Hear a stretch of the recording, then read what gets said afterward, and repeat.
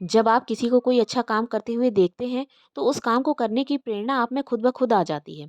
पर उस काम को करने की क्षमता आपके अनुभव और कौशल से आती है।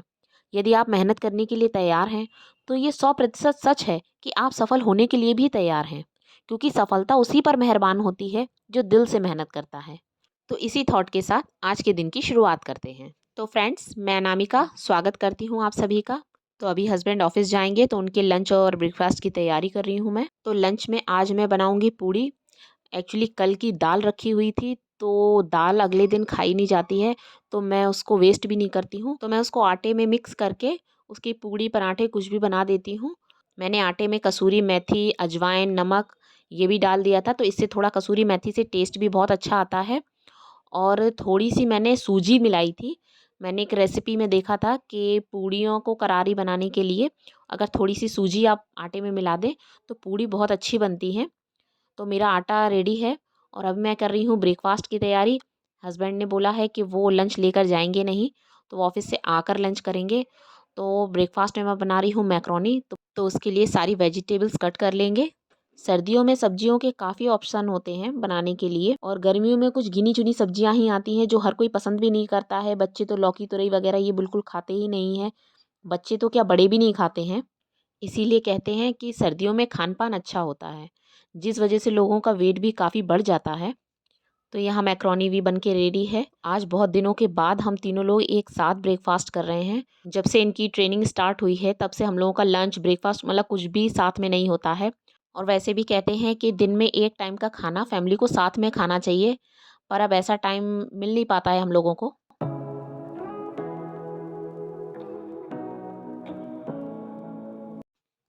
हस्बैंड ऑफिस जा चुके हैं और मेरी क्लीनिंग वगैरह भी सभी हो चुकी है। अब मैं जाऊंगी नहाने। बाहर से भी कपड़े उठाए हैं, तो ये समझ ही नहीं आ रहा था कि ये कपड़े गीले हैं या ठंडे। अभी बीच में यहाँ 2 दिन बहुत अच्छा मौसम हो गया था, पर कुछ दिन से यहाँ मौसम बहुत ज़्यादा ख़राब हो रहा है। बारिश जैसा मौसम हो रहा है। यहाँ पर ठंड इतनी ज़्यादा पड़ती है कि लोग परेशान हो जाते हैं। सर्दियों का असली मज़ा तो हमारे होम टाउन्स में आता है, जहाँ पहले हम लोग आग जलती थी, वहाँ बैठते थे, सारे लोग वहीं पर खाना खाते थे। मतलब पूरा दिन हमारा आग के पास ही निकल जाता था। जब तक आग जलती थी सारे लोग वहीं बैठे रहते थे, वहाँ से उठने का मन ही नहीं करता था। पर यहाँ पर तो हमको ब्लोअर और हीटर से ही काम चलाना पड़ता है, पर वो आग वाला मज़ा नहीं आता है। सर्दियों में बाल कुछ ज़्यादा ही रूखे हो जाते हैं, और बहुत दिनों से मेरे बाल रूखे हो रहे हैं। सोच रही हूँ कुछ हेयर पैक वगैरह कुछ ट्राई करूँ, पर इतना टाइम ही नहीं मिलता है, और सर्दियों में बार-बार सर धोने का मन नहीं करता है। डेली के रूटीन में मैं 5 से 10 मिनट भगवान के लिए भी निकालती हूँ। मैं बहुत ज़्यादा पूजा पाठ तो नहीं कर पाती हूँ, पर हाँ, जितनी भी करती हूँ वो मन से करती हूँ। अब मैं करूँगी लंच की तैयारी। मैं अभी नहा कर आई, तो मैंने देखा निवी को बहुत तेज़ ठंड लग रही थी, तो मैंने अभी उसको पहले सुला दिया। मुझे ऐसा लग रहा था ऐसा ना हो उसको फ़ीवर आ जाए, क्योंकि आजकल यहाँ वायरल बहुत ज़्यादा चल रहा है। और निवी भी ना बिल्कुल मानती नहीं है, बिना सॉक्स और स्लीपर के घूम रही थी। ये ना बहुत जल्दी बीमार होती है, और एक बार बीमार हो जाती है तो कम से कम 10 दिन तो लगा ही देती है। तो अभी मैं लंच बना के जाऊँगी, थोड़ी देर निवी के पास लेटूँगी। तो आज मैं लंच में बना रही हूँ आलू मटर की सब्ज़ी, और आटा मैंने मॉर्निंग में ही माड़ के रख दिया था। तो मैं उसकी पूड़ी बनाऊँगी। तो पूड़ी मैं तभी बनाऊँगी जब मेरे हस्बैंड आ जाएँगे, और या निवी उठ जाएगी तो गरम पूड़ी ही खिलाऊँगी, क्योंकि ठंडी पूड़ियाँ अच्छी लगती नहीं हैं। तो बस मैं सब्ज़ी बना के अभी रख देती हूँ। जब से मैंने इस चकले को चॉपिंग बोर्ड बनाया है ना, तब से मुझे बहुत मज़ा आने लगा है इस पे सब्जियाँ कट करने में। मतलब अब मैं थोड़ी बहुत भी सब्जियाँ होती हैं तो सिर्फ़ इसी पे कट करती हूँ। तो मैं आलू मटर की सब्ज़ी बहुत ही सिंपल वे में बनाती हूँ। चॉपर में ही प्याज, टमाटर और लहसुन वगैरह सब क्रश करके उसमें डाल दो, और उसके बाद सारे सूखे मसाले डाल देती हूँ। और मिर्ची मैं डालती नहीं हूँ, क्योंकि निवी नहीं खाती है। पर अभी कुछ दिन से मैंने सारी सब्जियों में किचन किंग का जो सब्ज़ी मसाला आता है, मैं वो डालने लगी हूँ। उससे क्या होता है, या तो इतनी सारी क्वांटिटी में सब्ज़ी होती है, उससे निवी को टेस्ट नहीं पता चलता है, या हो सकता है उसमें थोड़ी मिर्ची जो होती है उसकी क्वांटिटी कम होती है, जिससे इसको मिर्ची नहीं लगती है, तो वो बड़े आराम से सब्ज़ी खा लेती है। और उसको आलू मटर की सब्ज़ी पसंद है, मतलब वो आलू डला है तो वो खा लेगी आलू की, और थोड़ा बहुत मैं मटर के साथ उसको खिला देती हूँ, तो पता नहीं चलता। और जब पूड़ियाँ वगैरह कुछ खस्ता पूड़ी वगैरह ऐसी बनती है ना, तो उसके साथ ऐसी सब्जियाँ बड़ी अच्छी लगती हैं। तो मैं जब भी पूड़ी पराठे कुछ इस तरीके के बनाती हूँ, तो मैं ये आलू मटर की सब्ज़ी ही बनाती हूँ। और हम लोगों के यूपी साइड में ना ये झोल की सब्ज़ी बहुत ज़्यादा चलती है। इसको झोल की सब्ज़ी कहते हैं। इसमें थोड़ा-सा पानी ज़्यादा होता है, और आलू मटर की सब्ज़ी बना लो या फिर आलू टमाटर की सब्ज़ी बना लो। तो इन सब्जियों के साथ ये खस्ता पूड़ी या पराठे ये बहुत अच्छे लगते हैं। तो इस सब्ज़ी में मैंने बहुत ज़्यादा कुछ भी अलग से कुछ नहीं डाला है, सिर्फ़ बस किचन किंग का यही मसाला डाला है थोड़ा-सा, और बस हल्दी, नमक, धनिया थोड़ी-सी, बहुत थोड़ी-सी, और ये सारी चीज़ें डाल के अच्छे से 2-3 सीटी लगा लेंगे, जिससे थोड़ा आलू जो है ना वो मैश हो जाए। थोड़ा आलू मैश हो जाता है तो वो थोड़ा सब्ज़ी में अच्छा लगता है। और निवी भी सो के उठ चुकी है, उसकी तबीयत बिल्कुल ठीक है। वो बोल रही है कि मुझे ठंड लग रही थी और मुझे नींद आ रही थी, इसलिए मुझे सोना था। तो सब्ज़ी मैंने बना के रख दी है। अब बस जो बर्तन बाकी रह गए थे वो सारे बर्तन मैं धुल के रख दूँगी। किचन में एक बार में ही अगर सारे काम करते जाओ तो काम जल्दी हो जाते हैं, पर एक बार अगर हम बैठ जाएँ तो फिर काम करने की हिम्मत नहीं होती है। और ठंड में तो वैसे भी पानी में बार-बार हाथ देने का मन नहीं करता है। यहाँ तो ख़ैर मेरे किचन में गर्म पानी आता है, गीज़र का यहाँ कनेक्शन है। पर जहाँ मैं पहले घर में रहती थी, रेंट पर रहती थी हम लोग पहले, तो वहाँ तो ठंड में हालत ख़राब हो जाती थी बर्तन वग़ैरह धोने में। और वैसे भी मैंने दिल्ली में मोस्टली देखा है घरों में कि यहाँ पर किचन में गीज़र ज़रूर होता है। मतलब आपका नहाए बिना तो ख़ैर चल जाता है, अगर आप सर्दियों में नहीं नहा रहे हैं, पर बर्तन बिना तो किसी का नहीं चलता है। और अगर आपके घर में मेड लगी है तो भी आपको मेड को गर्म पानी देना होगा, क्योंकि दिल्ली में ठंड ही इतनी ज़्यादा पड़ती है कि आप नॉर्मल पानी से ऐसे बर्तन नहीं धो सकते हैं। तो आप लोगों से बातें करते-करते मेरे बर्तन भी धुल गए हैं। निवी का कुछ सामान ख़त्म हो गया था, वो अभी मैंने ऑर्डर करके मंगवाया है। ज़ेप्टो की डिलीवरी काफ़ी अच्छी है। जैसे आपको कोई भी सामान चाहिए होता है तो मैं 10-15 मिनट का, अगर आपके पास टाइम है तो आप तुरंत ऑर्डर कर दो और तुरंत सामान आपके घर 10 मिनट में ये लोग डिलीवरी कर देते हैं। तो निवी की क्रीम और उसका बॉडी लोशन, शैम्पू, सोप, ये सारी चीज़ें ख़त्म हो गई थी। तो क्रीम तो 3-4 दिन से ख़त्म हो गई थी। मैं उसको अपनी क्रीम लगा रही थी। तो बस मैंने अभी उसकी क्रीम ऑर्डर की। आज उसने बोल दिया था कि मैं आपकी क्रीम नहीं लगाऊंगी, मेरी क्रीम ऑर्डर कर दो आप। वही सब सामान अपना मंगवाया है।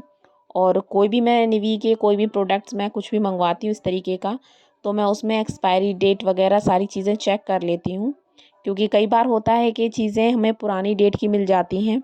और 1-2 बार मेरे साथ ऐसा हो चुका है, मैंने चेक नहीं किया है। और मेरे पास एक पाउडर निवी का रखा हुआ है, वो मेरे पास एक्सपायरी डेट उसकी मतलब 1-2 महीने में ही आने वाली थी, और वो इतनी जल्दी ख़त्म भी नहीं हुआ, तो मैंने ऐसे मंगवा लिया। और इसके जो भी ऐसे बैग आते हैं इन सबको मैं एक साथ रखती जाती हूँ, क्योंकि ये मेरे ऑर्गेनाइज़र वगैरह बनाने के काम में आते हैं। तो ऐसे मैंने काफ़ी सारे बैग इकट्ठे करके रखे हुए हैं। तो ये भी आ गए हैं ऑफ़िस से, और अब मैं बस पूड़ियाँ सेकूँगी। और पूड़ी मैं रिफ़ाइंड में बनाती हूँ। वैसे मैं मोस्टली चीज़ें सारी मैं सरसों के तेल में ही बनाती हूँ। पहले तो मुझे याद है कि घरों में रिफ़ाइंड तो आता ही नहीं था, डालडा का यूज़ होता था, और सारी चीज़ें सब कुछ डालडा में ही बनती थी, सब्जियाँ सरसों के तेल में बनती थी, पूड़ी तो डालडे में ही सिकती थी। और मेरे हस्बैंड को तो डालडे की पूड़ी भी बहुत पसंद है। मुझे याद है पहले घरों में डालडे के बड़े-बड़े डिब्बे घरों में आ जाते थे, और त्योहारों पे सारी चीज़ें उसी में बनती थी। होली के टाइम, होली, दिवाली, इस टाइम पे तो ज़रूर आता था, और सब कुछ मम्मी डालडे में बनाती थी। और वो ऐसा नहीं है कि टेस्टी नहीं होता था, बहुत टेस्टी लगता थी सारी चीज़ें। अब जब से सारे लोग रिफाइंड खाने लगे हैं, तो अब डालडा तो बिल्कुल ही मिलता ही नहीं है, मतलब घरों में यूज़ होता ही नहीं है।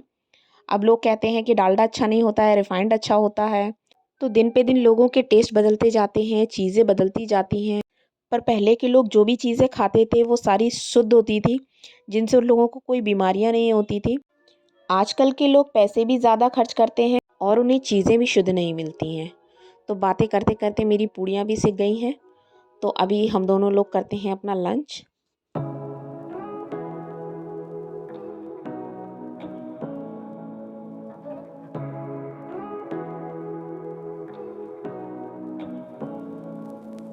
अभी शाम के 6 बजने वाले हैं, और मैं निवी को अभी 1 ग्लास दूध बना के दूँगी। सुबह और शाम वो दोनों टाइम मैं उसको 1-1 ग्लास दूध देती हूँ।